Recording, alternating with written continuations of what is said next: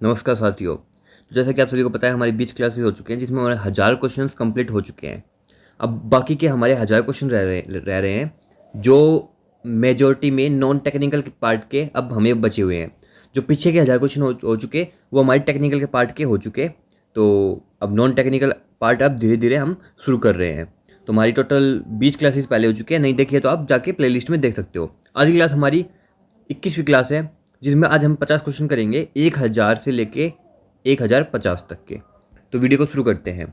तो मैं 1001, 1002, 1003 ऐसे नाम ना लेके मैं 1 2 3 नाम लूँगा, ठीक है? तो आप वो अपना समझ जाना। तो प्रश्न नंबर 1 है, कार बैटरी का मानक वोल्टेज क्या होता है? तो हमारी जो कारों में जो व्हीकल्स में जो बैटरी होती है वो 12 वोल्ट की होती है नहीं? बट ये थ्योरी पार्ट में भी हम आपको बताएंगे कि कैसे 12 वोल्ट को हम 20,000, 15,000, 25,000 तक के करंट तक में उसको ट्रांसफ़र करते हैं, जिससे हमारे जो पेट्रोल में जो हमारा स्पार्क प्लग होता है उसको करंट चाहिए होता है। तो वो कैसे कन्वर्ट होता है वो उसमें थ्योरी पार्ट में बताएंगे हम। तो 12 वोल्ट की हमारी बैटरी होती है। प्रश्न नंबर 2 है, बैटरी के संबंध में अल्टरनेटर क्या कार्य करता है? तो अल्टरनेटर का कार्य हमारा होता है इंजन चलने पर बैटरी को चार्ज करना। प्रश्न नंबर 3 है, लेड एसिड बैटरी में किस प्रकार का इलेक्ट्रोलाइट इस्तेमाल किया जाता है? तो लेड एसिड बैटरी हमारी मेजॉरिटी व्हीकल्स में हमारी यही होती है, लेड एसिड बैटरी। तो इसमें हम सल्फ्यूरिक एसिड का प्रयोग करते हैं। किसका? सल्फ्यूरिक एसिड का। प्रश्न नंबर 4 है, एक सामान्य कार बैटरी का जीवन काल कितना होता है? तो वो 3 से 5 साल तक हमारी बैटरी चल सकती है। प्रश्न नंबर 5 है, यदि बैटरी टर्मिनल ढीला हो जाए तो क्या होगा? जिसे खुट्टी बोलते हैं, खुट्टी होते हैं, टर्मिनल्स होते हैं दो, एक नेगेटिव के लिए होता है, एक पॉजिटिव के लिए होता है। अगर वो ढीले हो गए तो हमारे खराब विद्युत कनेक्शन हो जाएगा और स्टार्ट करने में दिक्कत आ जाएगी। प्रश्न नंबर 6 है, बैटरी चार्ज स्तर की जांच करने के लिए किस उपकरण का उपयोग किया जाता है? कि हमारी बैटरी जो हो कितनी चार्ज है, कि हमारी डाउन तो नहीं हो गई है। तो क्या तो वो हमारा वोल्टमीटर यूज होता है या फिर हमारा हाइड्रोमीटर यूज होता है। प्रश्न नंबर 7 है, वाहन में बैटरी खत्म होने के का क्या मुख्य कारण होता है?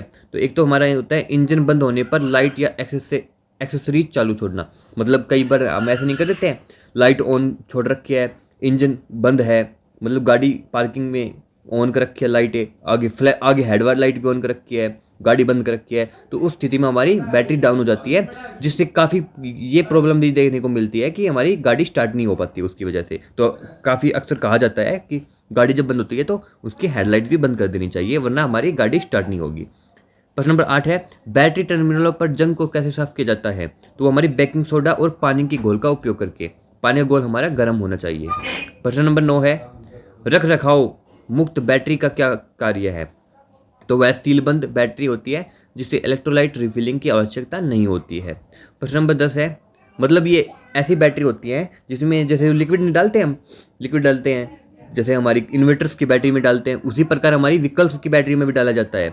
बट ये जो रख रखाव मुक्त बैटरी हमारी होती है जिसमें मेंटेनेंस की जरूरत नहीं पड़ती, उसमें हमारी इलेक्ट्रॉनिक रिफिलिंग नहीं की जाती है, यानी उसकी आवश्यकता नहीं होती है, वो शीलबंद बैटरी होती है। प्रश्न नंबर 10 है, बैटरी को संभालते समय क्या सुरक्षा सावधानी बरतनी चाहिए? तो पहले सबसे पहले दस्ताने पहनने चाहिए और उसके बैटरी के पास चिंगारी नहीं लेके जानी चाहिए। प्रश्न नंबर 11 है, दैनिक वाहन निरीक्षण का क्या उद्देश्य है? ये हमारी मेंटेनेंस के हो गए, जो जो हमारे जो टॉपिक दे रखा बियरोग्रिफ में, डेली मेंटेनेंस है नी, और हैवी एंड लाइट व्हीकल, उसमें नोटिफिकेशन में दे रखा आपके सिलेबस में। तो उससे कुछ क्वेश्चन हमारे अब शुरू हो गए हैं। तो डेली मेंटेनेंस का क्या है? तो वो हमारा सुरक्षा सुनिश्चित करता है और शुरुआती दोषों को पता करता है। 12वां है, दैनिक निरीक्षण के दौरान इंजन ऑयल में क्या जांच करनी चाहिए? तो हमें इंजन ऑयल का स्तर कितना लेवल है, उसका कितना बचा हुआ है, उसकी स्थिति हमें जाननी चाहिए। प्रश्न नंबर 13 है, टायर का प्रेशर कितनी बार चेक करना चाहिए? तो क्या तो हमें रोजाना चेक करना चाहिए या फिर लंबी यात्रा करने से पहले हमें जरूर टायर का प्रेशर चेक करना चाहिए। प्रश्न नंबर 14 है, आदर्श इंजन शीतलक स्तर क्या है? तो वो क्या तो मिनिमम और मैक्सिमम चिन्हों के द्वारा ये दर्शाया जाता है। प्रश्न नंबर 15 है, ब्रेक द्रव स्तर, मतलब जिसे हम ब्रेक फ्लूइड बोलते हैं, फ्लूइड, अगर हाइड्रोलिक ब्रेक है तो हमारा हाइड्रोलिक फ्लूइड होगा, उसकी समय समय पर जांच क्यों की जाती है? तो उचित ब्रेकिंग प्रदर्शन सुनिश्चित करने के लिए। प्रश्न नंबर 16 है, एयर फिल्टर या निरीक्षण कितनी बार किया जाना चाहिए? तो हर 5,000 किलोमीटर पर हमें हमारा एयर फिल्टर चेंज कर देना चाहिए, या फिर उनको अनुशंसित अनुसार उसको कर देना चाहिए। अगर ज़्यादा हम ज़्यादा दूर तक लेके जा रहे हैं तो उसके हिसाब से चेक करते रहना चाहिए। हर सर्विस में ये हमारा चेंज होता है। प्रश्न नंबर 17 है, आवधिक निरीक्षण के दौरान बैटरी में क्या जांच की जानी चाहिए? तो एक तो सबसे पहले कि टर्मिनल की स्थिति क्या है, उसके बाद में वोल्टेज, और उसके बाद में इलेक्ट्रोलाइट स्तर, जिसे हम लिक्विड जो हमारा होता है कि कम तो नहीं है लिक्विड, तो उसको भी हमें देखना चाहिए। प्रश्न नंबर 18 है, वाइपर ब्लेड की जांच की क्या उद्देश्य है? तो वो हमारे बारिश के दौरान स्पष्ट शुद्धता सुनिश्चित करता है, जिससे हमें क्लियर दिखे, सब कुछ साफ दिखे। प्रश्न नंबर 19 है, हेडलाइट और इंडिकेटर की जांच क्यों महत्वपूर्ण है? तो उचित सिग्नलिंग के लिए सिग्नल मतलब अच्छे से, मतलब जैसे कि हम राइट मुड़ रहे हैं तो पीछे वाले को पता चलता है कि आगे का व्हीकल राइट मुड़ रहा है, लेफ्ट मुड़ रहा है तो लेफ्ट का पता चल जाए। और दृष्टता सुनिश्चित करने के लिए, दृष्टता मतलब आगे का, ताकि साफ दिख जाए, तो वो हेडलाइट के लिए होता है। प्रश्न नंबर 20 है, ट्रांसमिशन फ्लूइड की कितनी बार जांच करनी चाहिए? तो हर 10,000 किलोमीटर पर और मैनुअल के अनुसार। प्रश्न नंबर 21 है, सुरक्षित ड्राइविंग के लिए टायर ट्रेड की सही गहराई क्या है? टायर ट्रेड वे होते हैं जिसमें डिजाइन बना होता है, जो मैंने काफ़ी बार बता चुके हैं आपको। जैसे ये टायर है आपका, तो उसमें जो डिजाइन हमारे जो बने होते हैं ऐसे ऐसे कुछ तरीके ऐसे भी होते हैं। तो उनकी गहराई जो होती है वो न्यूनतम आपकी 1.6 किलोमीटर 1.6 mm आपकी होनी चाहिए, है नहीं। प्रश्न नंबर 122 है, 1022 है, एग्जॉस्ट सिस्टम का समय समय पर निरीक्षण क्यों किया जाना चाहिए? ताकि हमें लीक का पता लग सके और उत्सर्जन को कम किया जा सके, इसलिए हम इसका उपयोग करते हैं। आगे है हमारा प्रश्न नंबर 23, सस्पेंशन सिस्टम में क्या जांच करनी चाहिए? तो सस्पेंशन सिस्टम के लिए हमारा शॉक और स्ट्रट्स और बुशिंग की जांच करनी चाहिए।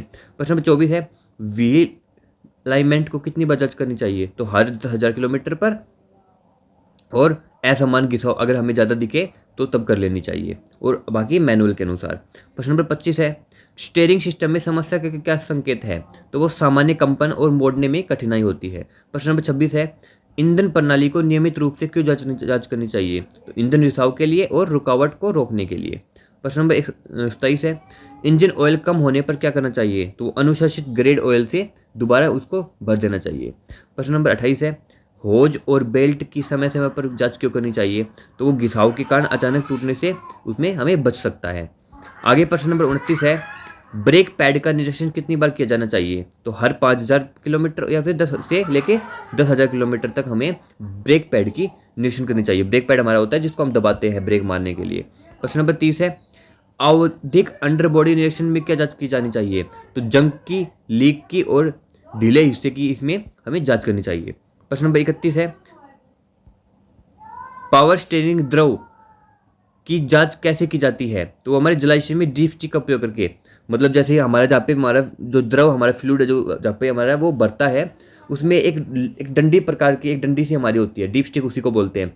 डीप स्टिक में हमारी नंबरिंग होती है, जैसे कि हर अलग अलग नंबर उसमें लिखे होते हैं। जब हम उसको डुबोते हैं, उसको सबसे पहले साफ़ किया जाता है कपड़े से। कपड़े पे साफ़ करने के बाद उसको डुबो दिया जाता है, जिससे हमें लेवल पता लग जाता है कि कितना उसमें जो कितना डूबा है, उसके हिसाब से वो नंबरिंग देख ली जाती है, जिससे हमें फ्लूइड का पता लग जाता है कि कितना हमारा फ्लूइड, कितना हमारा स्तर, कितना लेवल हमारा बचा हुआ है। प्रश्न नंबर 32 है, टायर रोटेशन की जांच क्यों महत्वपूर्ण है? तो टायर के घिसाव को एक समान रखने के लिए और टायर की आयु बढ़ती है, टायर की लंबी आयु के लिए हमें टायर रोटेशन की जरूरत होती है। प्रश्न नंबर 33 है, वायु के ईंधन कैप में क्या जांच करनी चाहिए? तो ईंधन के वाष्पीकरण को रोकने के लिए उचित सीलिंग होती है ईंधन कैप। प्रश्न नंबर 34 है, सामान्य इंजन शोर की पहचान कैसे की जाती है? तो एक तो खटखटाहट की आवाज़ से, एक टिक टिक की आवाज़ से और एक खड़खड़ाहट की आवाज़ से हम पता लगा सकते हैं कि इंजन में कुछ प्रॉब्लम हो गई है। प्रश्न नंबर 35 है, रेडिएटर कैप की जांच क्यों करनी चाहिए? रेडिएटर कैप सबसे पहले हम क्यों लगाते हैं? वो इसलिए लगाते हैं क्योंकि जो हमारा कूलेंट होता है वो गर्म हो जाता है। और एक बात और कही जाती है, ये पेपर में भी आती है, कि रेडिएटर जो हमारा जब गाड़ी जब चल के आती है और हम खड़ी कर देते हैं, तो रेडिएटर कैप को नहीं खोलना चाहिए, क्योंकि हमारा इंजन गर्म रहता है, तो हमारा कूलेंट जो है वो भी गर्म रहता है, और अगर हम एकदम से खोलेंगे तो हमारे ऊपर ही गिर जाएगा। उसका प्रेशर जो होता है वो ज़्यादा होता है उसके अंदर। तो जब गाड़ी अच्छे से रुक जाए, ठंडी हो जाए, उसी के बाद में हमें रेडिएटर कैप को खोलना चाहिए। तो उसकी जांच करनी चाहिए क्योंकि कूलिंग सिस्टम में सही दबाव बनाए रखने के लिए। प्रश्न नंबर 36 है, दरवाजे के ताले और कब्जों की जांच करने का उद्देश्य क्या है? तो सुरक्षा और सुचारू संचालन सुनिश्चित करना।